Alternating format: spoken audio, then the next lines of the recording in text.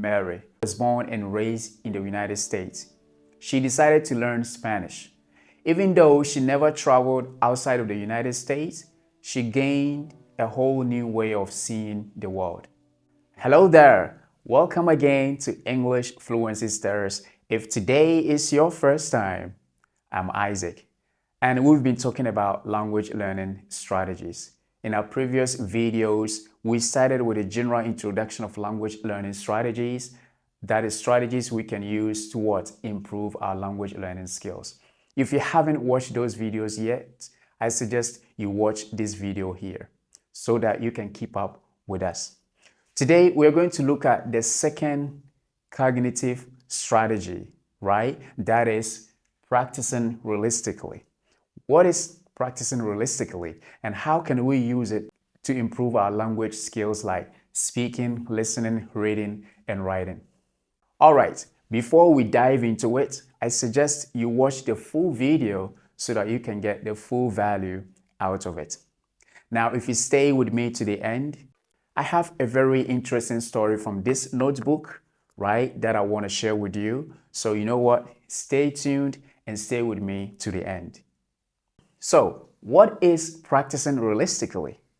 You see, practicing realistically is about using language in authentic situations that mimic a real-life context.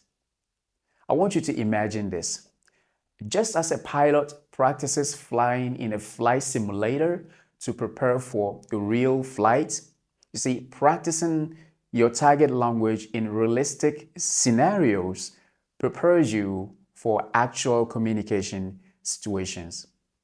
For example, Ahmed is learning English, right? So he simulates the restaurant environment, and together with his friends or language learning partner, he practices how to order food in a restaurant in this context.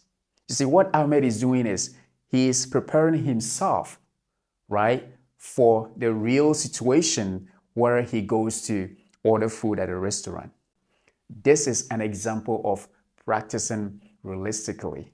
So it's all about creating a scenario and practicing your language within that scenario so that when the actual situation happens, you are able to express yourself fluently.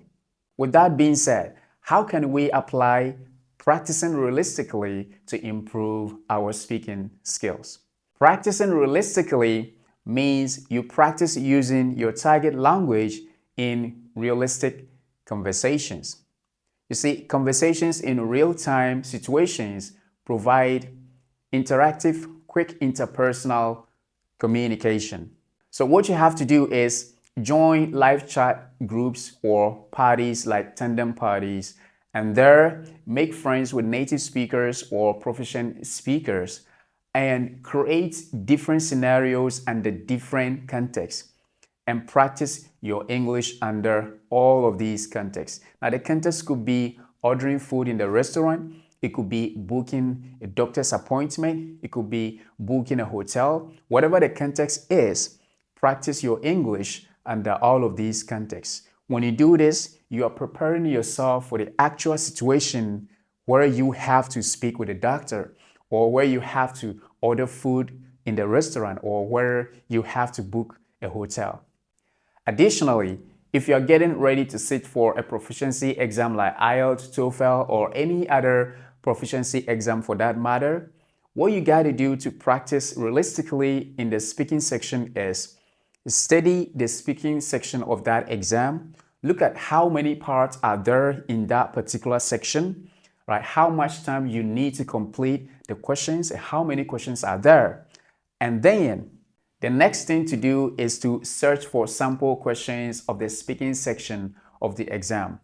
After that, create a situation where you feel the time constraint and the pressure that mimics the actual examination setting or environment.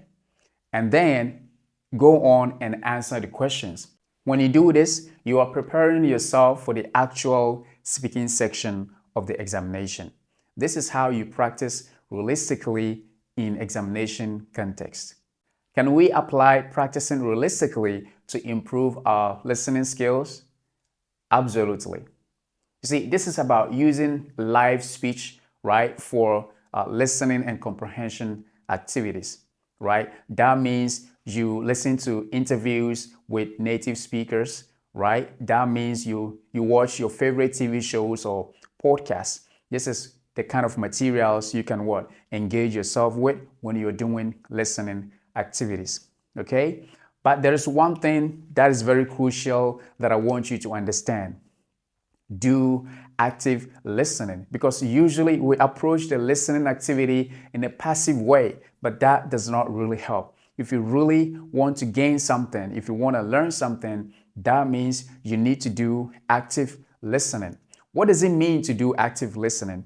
It means to listen for a purpose. Don't just sit down and listen casually. No, listen for a purpose, right?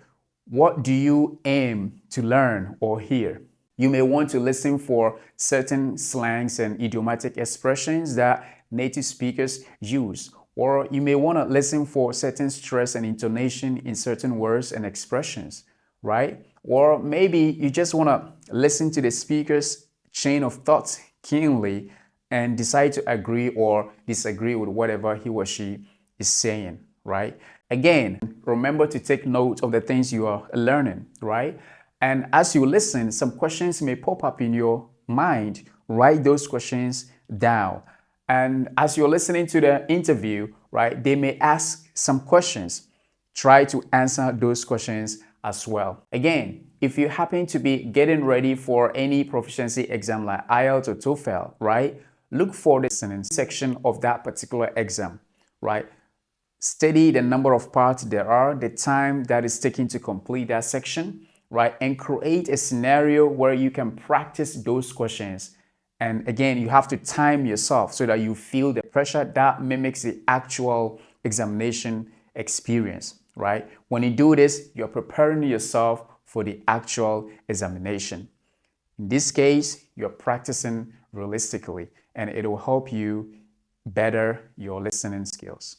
Can you apply this strategy to improve your writing skills? Absolutely, you can. You see, when it comes to writing, it is all about writing as much as possible, as frequently as you can. So that means you comment and write articles on social media, right?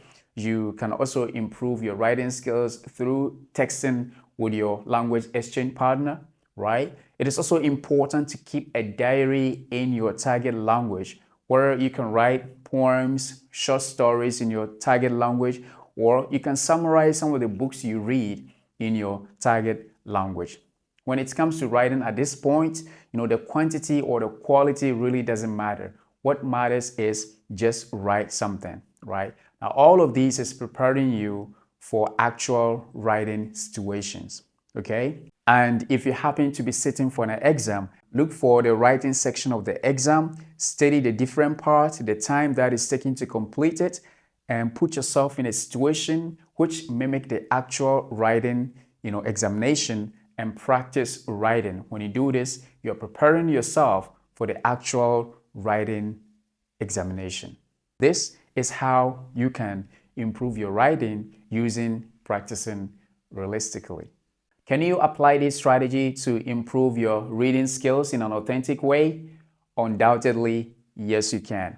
You can do this by using print materials like books in your target language, but make sure that these books are at par with your what? With your language proficiency level. That is, they are not too difficult to demotivate you and also not too simple or too easy to what? To lose interest in that. It should be at a minimum, right? A sweet spot where you are able to read and understand most of the things you read. You can also use digital materials like PDF, social media comments, blogs, or articles online. If you're sitting for a proficiency exam, just study the reading portion or the reading section of the exam, study the number of parts there are, the time that is taken to complete it, and create a situation where you practice reading and answering the questions that come with it. When you do this, you're kind of mimicking the examination setting. You're mimicking the examination situation. because you're putting yourself through the pressure and also you are timing yourself and answering the questions at the same time, you are preparing yourself to sit for the actual reading exam. Great. So this is how you can apply practicing realistically to improve your skills in your target language. Thank you for sticking with me to the end. I promised you a story and I'm going to deliver it. This story is about a girl called Mary who was born and raised in the United States. She decided to learn Spanish. Even though she never traveled outside of the United States, she gained a whole new way of seeing the world. Through the lens of language, she gained insight into different cultures, perspectives, and ways of life. With each word she learned, Mary's understanding of the world grew deeper, enriching her experiences and broadening her horizons. Based on this short story, the question I want to ask you is, how has the process of learning a new language changed your perception of the world around you? Think about it. Let me know what you think or your opinion in the comment section. If you found value in this video, I believe you will find value in this one too. So click it and watch it. But before you do that, like the video, subscribe to the channel, and click the notification bell to receive similar content whenever I release them. See you in the next video.